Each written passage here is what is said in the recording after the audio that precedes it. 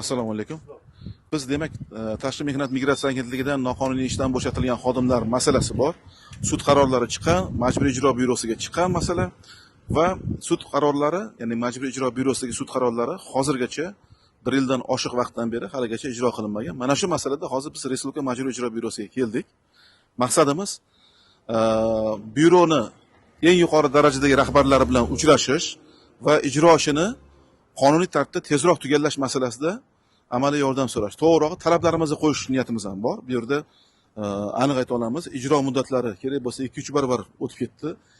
Bizning nazarimizda ijrochi tomonidan yo'l qo'yilgan xatti-harakatsizliklar, qonunbuzarliklar bor va haligacha xodimlarni pul mablag'lari undirilgani yo'q, ular ishga tiklangani yo'q. Demak, mana shu masalada biz majburiy ijro byurosi rahbariyatiga so'rovlarimiz bor, fikrlarimiz bor va shu bilan birga talablarimiz ham bor.